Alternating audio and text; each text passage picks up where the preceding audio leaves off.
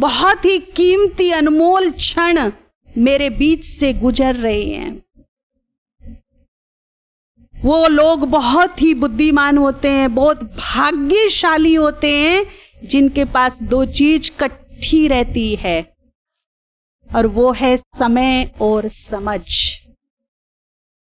अक्सर करके क्या होता है, समय होता है तो समझ नहीं होती, और जब समझ मिलती है तब हाथ से क्या निकल गया होता है। अब हमारे बाबा ने हमें समय का भी ज्ञान दे दिया और समय रहते क्या करना वो समझ भी दे दी है। दोनों को कस के पकड़ लो, एक हाथ में समय और एक हाथ में समझ। समय पर समझदारी से काम लीजिए। बुद्धिमान व्यक्ति सुंदर अवसरों को कभी नहीं खोते, उनका लाभ उठाते, उनका फायदा लेते हैं। तो अब भगवान को बांधने का वक्त आ चुका है, उसको बांध लीजिए। इस कदर बांध लीजिए कि 84 जन्मों में जब जब मुझे उसकी आवश्यकता पड़े वो नंगे पैर दौड़कर भागा चला आए मेरी मदद के लिए। मैं पुकारूं वो सामने खड़ा मिले। इस कदर का बंधन मेरा और उसका हो जाए। और ये बांधने का जो समय है वो अभी ही है, फिर नहीं मिलेगा। कैसे बांधेंगे हम बाबा को? कोई रस्सी बनी है उसको बांधने के लिए? देखिए, श्री कृष्ण को बांधने यशोदा मैया चली थी। रोज रोज उलाने लेकर के आता है, आज तो तुझे ओखली से बांधूंगी, मैं घर से बाहर नहीं जाने दूंगी। ये रूप देखकर श्री कृष्ण डर गए। मैया का तो पहली बार ऐसा रूप देखा, बड़ी क्रोधित है, आज तो सच में बांधेगी मुझे।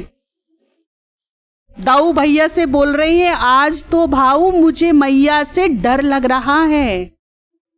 ऊपर नारद मुनि भी ये बात सुन रहे होते हैं। नारद देवताओं के बहुत ही बढ़िया एक्टिव रिपोर्टर हैं, इधर से उधर तीनों लोगों की बातें करते रहते हैं। जब उन्होंने देखा कि कृष्ण डर रही हैं, भयभीत हो गए हैं, तो वो आश्चर्य में पड़ गए। वो नारायण नारायण करते हुए विष्णु के पास पहुंचे और कहा, हे सृष्टि के पालन करता, आप और भय, ये कैसे संभव है? क्योंकि विष्णु का ही बाल रूप कृष्ण है। तो विष्णु कहते हैं, नारद कहते हैं कि भयभीत तो हो, वो भी एक साधारण सी नारी से भयभीत हो। तो विष्णु कहते हैं कि जो मेरी मां है ना, वो साधारण नहीं हो सकती। मेरी मां और साधारण, ये कैसे संभव है? मेरी मां साधारण नहीं हो सकती। और अब मैं विष्णु नहीं, उसका पुत्र बनकर उसके साथ रिश्ता निभा रहा हूं। विष्णुपना छोड़ दिया मैंने, अब केवल मैं उसका पुत्र हूं। और पुत्र यदि गलती करे तो माता पिता से डरना तो स्वाभाविक सी बात है। सेम उदाहरण यही का है। अब भगवान अपना भगवानपना छोड़कर अपनी सारी शक्तियां परमधाम में ही छोड़कर मेरे बीच में मेरे जैसा बनकर उपस्थित हुआ है, रिश्ता निभाने के लिए, प्रीत की रीत निभाने के लिए। देखिए उसका कितना प्यार होगा जिसने मेरे लिए अपना धाम छोड़ा, अपनी शक्ति छोड़ दी, अपना स्वरूप छोड़कर मेरे ही जैसा बनकर मेरे बीच में उपस्थित हुआ। कल्पना कर सकते हो कितना प्यार करता है वो मुझसे, आपसे? कर सकते हो? आप छोड़ के देखो अपना धाम किसी के लिए। उसने छोड़ा। वो अब भगवान नहीं, भगवान है वो दुनिया के लिए, मेरे लिए वो मेरा बाबा है बस। इसीलिए वो कहता है, भगवानपना छोड़कर तेरे बीच में तेरे जैसा बनकर मैं उपस्थित हूं, बांध ले मुझे। ये बांधने का समय दोबारा नहीं मिलेगा। अब यशोदा मैया बड़ी बड़ी सोने चांदी की चमकीली महंगी डोरियां लेकर के आती है, कृष्ण को बांधने की कोशिश कर रही है, पर हर बड़ी रस्सी छोटी पड़ गई। वो छोटा सा बच्चा बंधने का नाम नहीं ले रहा। रेशम की नरम नरम रस्सी लेकर आती है, बांधने की इधर से उधर से यहां से वहां से, हर प्रयास फेल हो गया। सामर्थ्य हार मान गई, थक गई। अब कहती है लल्ला तू बंध जा, बांधना मुझे जरूर है, अब तू ही बता तू कैसे बंधेगा। मेरे सारे प्रयास फेल हो गए, अब तू बता तू कैसे बंधेगा। श्री कृष्ण मुस्कुरा करके कहते मैया तू सच में मुझे बांधना चाहती है? हाँ ठीक है, अपने दिल में प्यार पैदा कर। ये शक्ति, ये रोब, ये रोष, ये क्रोध, इन्हें थोड़ा साइड कर दे। दिल में थोड़ा प्यार पैदा कर, होठों पे मुस्कुराहट ला। तेरे आंचल से बंध जाऊंगा, रस्सियों की जरूरत ही नहीं है, तेरे आंचल से बंध जाऊंगा मैं। लेकिन कैसे बंधूंगा? हैं? प्यार पैदा कर। मेरे को बांधने का मात्र एक ही तरीका है, वो है दिल का सच्चा प्यार। बड़ी वंडरफुल घटना हो रही है सृष्टि पर कि इस सृष्टि का पालक, पालन करता जिसको कहा जाता है, जो पूरी सृष्टि को पाल रहा है, वो खुद भूखा है। कभी सुना? एक भाई रोज 500 लोगों को भोजन कराता और खुद भूखा रहता हो? कभी सुना ऐसा? जो सारी सृष्टि का पालन करता है वो खुद भूखा है। किसका भूखा है? भगवान। भावनाओं का। और भाड़ा किसका देता है भगवान जी? किसका भाड़ा देता है भगवान? सोने चांदी का, रुपये पैसे का, पद पोजीशन का, रुतबे का? किसका भाड़ा देता है? भावनाओं का भाड़ा देता है हमेशा भगवान। अगर उसको कोई रस्सी बांध सकती है तो वो है मेरे दिल की निस्वार्थ भावनाएं, निस्वार्थ प्रेम। दूसरा कोई उपाय उसको बांधने का नहीं है। अब देख लो, आपके पास ये रस्सी हो तो बांध लो, बंधने को वो तैयार है, स्वेच्छा से बंधने आया है, युगों युगों के लिए बंधने आया है। अब ये रस्सियां खुद को तैयार करनी पड़ेंगी। बाबा ने बहुत सुंदर बात कही, भरी सभा में वचन दिया अपने बच्चों को, प्रॉमिस किया, एक कमिटमेंट किया कि बच्चों अगर तुम्हारे ऊपर कभी कोई विघ्न आ जाए, समस्या आ जाए, परिस्थिति आ जाए, आपको लगने लगे कि मेरी शक्ति फेल हो गई, सामर्थ्य खत्म हो गई, विवशता महसूस करने लगो, उस वक्त तुम घबराना नहीं, क्योंकि मैं बैठा हूं। उस वक्त दिल से कह देना मेरे बाबा, मेरे साथी, आ जाओ मेरी, आगे नहीं पता आगे क्या बोला है, मेरी मदद करो। देखिए फिर बाबा ने भरी सभा में वचन दिया कि मेरे बच्चे बुलाएं मैं ना आऊं, ये हो नहीं सकता। बाबा बंधा हुआ है अपने बच्चों की मदद करने के लिए। करता है या नहीं? शिकायतें तो बहुत है, सुनता नहीं है, लेकिन कंडीशन रख दी है। शब्दों पर गौर कीजिएगा वापस। मदद करेगा, बुलाने पर दौड़ा भागा चला आएगा, लेकिन शब्दों पे पुनः गौर कीजिए। कंडीशन क्या है? बाबा ने क्या कहा कि जब विवशता आ जाए, मजबूरी आ जाए, परेशानी आ जाए, उस वक्त कहां से बोलना? मतलब से बोलना, दिमाग से बोलना, स्वार्थ से बोलना, ऐसा तो बाबा ने नहीं बोला ना। क्या बोला? दिमाग यूज करना कि दिल यूज करना?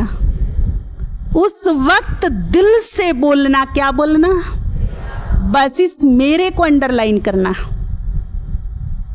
बाबा ने खाली ये नहीं कहा कि बाबा बोलना, बाबा से पहले क्या शब्द जोड़ दिया? ये उसकी कंडीशन है। एक तो दिल से जुड़ो मेरे से और दूसरा मेरापन रखो मेरे से। पराये मदद नहीं करते, मदद कौन करता है? मेरापन बढ़ाते चलो उससे। क्या मैंने बाबा को मेरों की लिस्ट में शामिल किया है? कहती तो बहुत हूं, क्योंकि ब्राह्मण परिवार की एक रीति रस्म है, सभी बोलते हैं यहाँ मेरा बाबा, तो सबको देख देख के मैंने भी क्या कर दिया, मैंने भी बोलना शुरू कर दिया मेरा बाबा। लेकिन वो मेरेपन की फीलिंग मेरे हृदय के अंदर है या नहीं? जो मेरे अपने, जिन्हें मैं मेरे कहती हूं, जो उनके प्रति फीलिंग्स हैं, प्यार है, वही फीलिंग्स, वही प्यार, वही फर्ज भगवान के प्रति है, तो वो मेरा है, तो मैं दिल से जुड़ी हूं। नहीं तो केवल मात्र मैंने उसकी इंफॉर्मेशन ली है, दिमाग से जुड़ी हूं। रिश्ता दिमाग से नहीं, रिश्ता कहाँ से जुड़ता है? दिल से जुड़ता है, क्योंकि दिल में ही प्यार पैदा होता है। और रिश्ते में क्या होना बहुत जरूरी है? प्यार। केवल वो ज्योति बिंदु है, निराकार है, परम धाम का वासी है, मुझ आत्मा का पिता है, ये एक इंफॉर्मेशन है ओनली।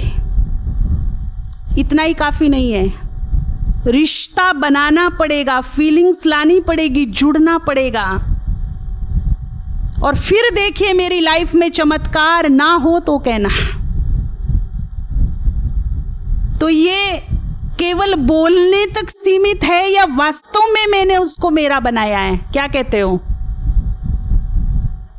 जो कहते हैं कि हाँ मैंने दिल से बाबा को मेरा बनाया, वो जरा हाथ खड़ा करो, देख लो, सोच समझ के हाथ उठाना जी। आपने भी सोच लिया अच्छी तरह से? कितने सालों से ज्ञान में हो? बस अब तो बड़े छोटे से बच्चे हो, अभी तो आपको ही मेरा मेरा बनाने में लगा पड़ा है बाबा।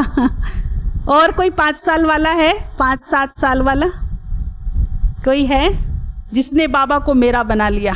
आपने बना लिया? कितने साल से? 7 साल से रोज मुरली सुनते हैं। और भी कोई घर में ज्ञान में चलता है? कौन?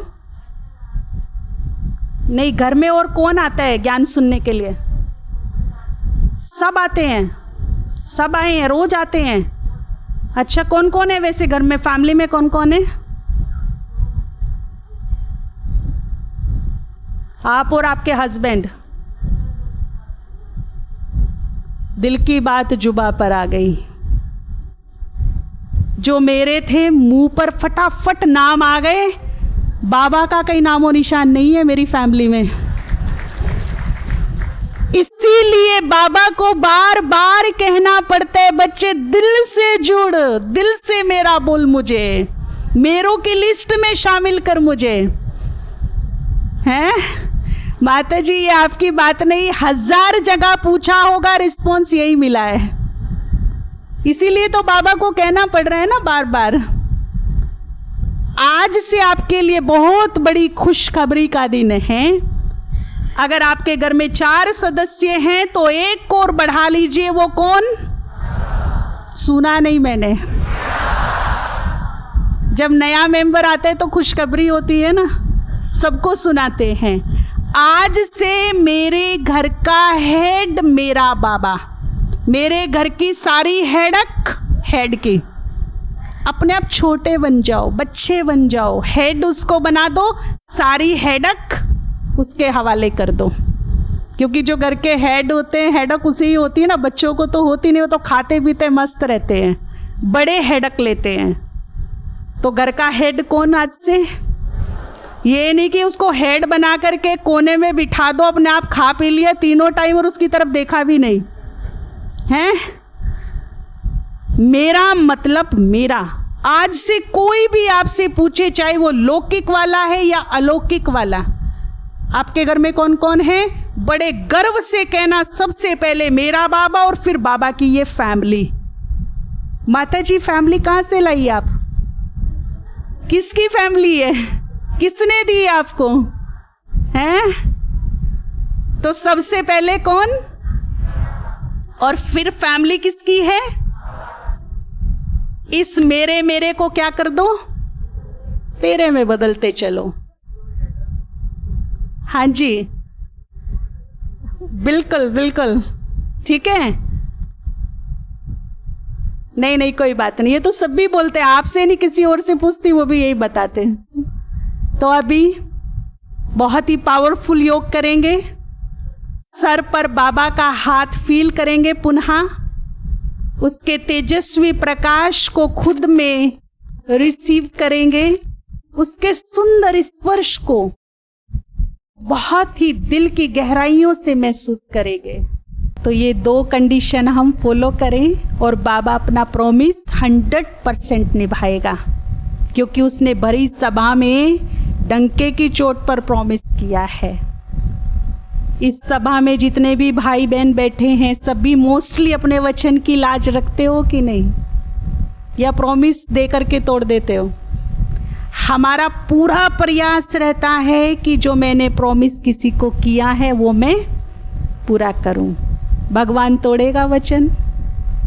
वो जुबान दे करके पलट जाएगा क्या? नहीं ना, नहीं, वो अपने प्रॉमिस को 100% पूरा करेगा। तो मेरा कौन? वैसे देखिए, हम बहुत बड़ी गलत फहमी में जीते हैं, जिसे हम मेरा मेरा मेरा मेरा समझते रहते हैं ना, वो केवल एक भ्रम है। किसी से मेरा रिश्ता 50 साल का है, किसी से 70 साल का, किसी से कितना, पता नहीं कब कौन कहाँ मेरा हाथ साथ छोड़कर चल दे। कोई श्योरिटी है क्या? और जिन्हें मैं मेरा कहती हूँ वो कितने मेरे हैं? पीछे हम लोगों का जाना इंदौर में हुआ, इंदौर जोन का, सारे जोन का बट्टी था वहाँ पर। एक माता जो बुजुर्ग थी वो बाई जी को मिलने के लिए आई, इतनी रो रही थी, उसके चोटों के निशान चेहरे पर दिख रहे थे। बाई जी को अपनी क्लास के लिए जाना था, तो मुझे बोला आप इस माता को थोड़ा सांत्वना दीजिए, संभालो, सुनो इसकी क्या हुआ। तो मैंने पूछा माता जी क्या हुआ? अभी जनवरी की बात है।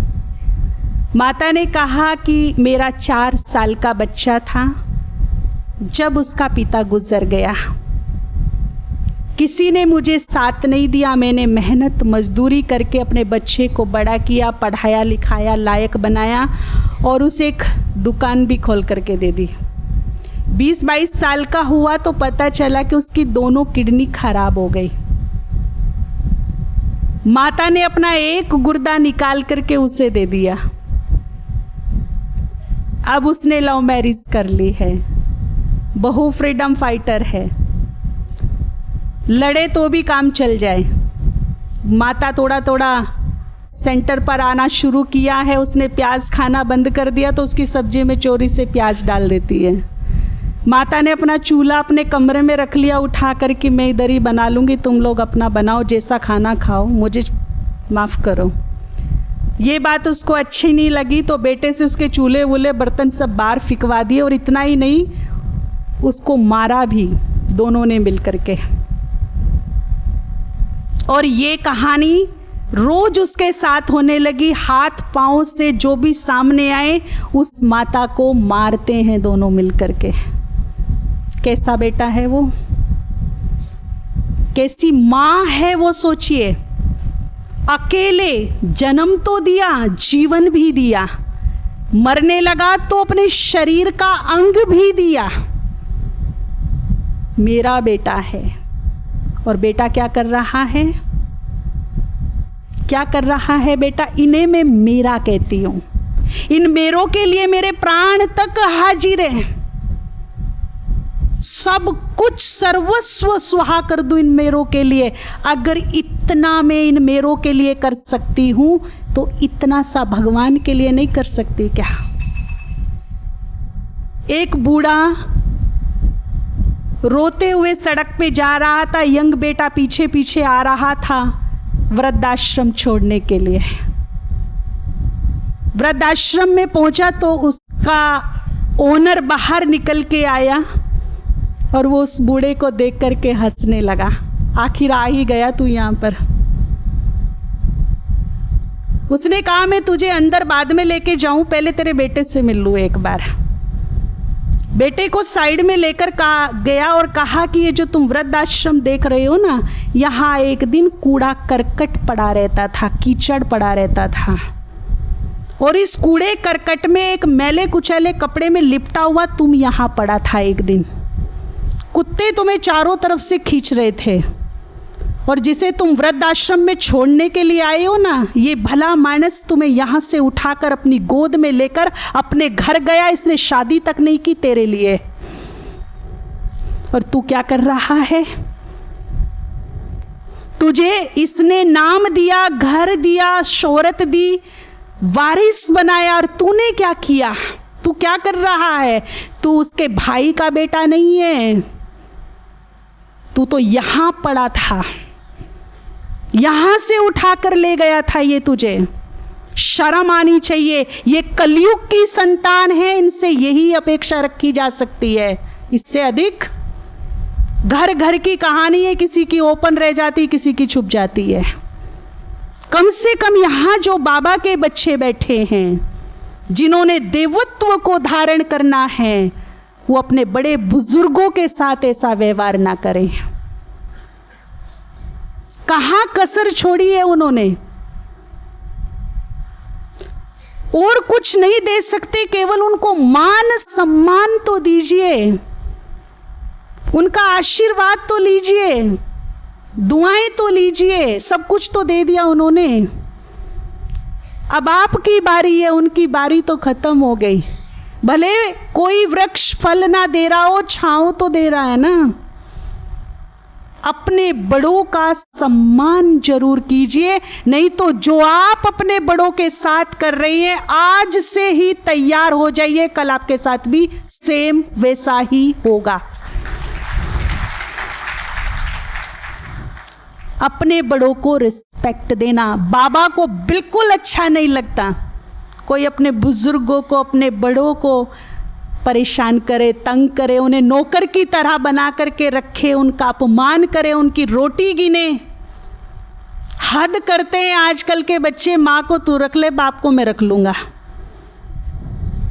गरीब से गरीब झोपड़ी में रहने वाले मजदूर माँ बाप 7 बच्चों को पाल लेते हैं, अपने पेट पे पट्टी बांध करके 7 बच्चों का भरपेट करके तब सुलाते हैं, और जब 7 बच्चे यंग होते हैं तो वो बंटवारा करते हैं।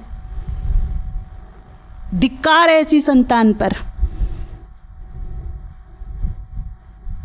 कम से कम जो बाबा के बच्चे हैं, जो देवत्व को प्राप्त करने जा रही हैं, देवता बनने जा रहे हैं, उन्हें एक ऐसी मिसाल कायम करनी चाहिए कि बुजुर्गों का सम्मान क्या होता है। हमारे घर में चल के देखो, इतना तो कर सकते हैं ना। ये भी बाबा का नाम रोशन करने वाली बात है, या नहीं हो सकता?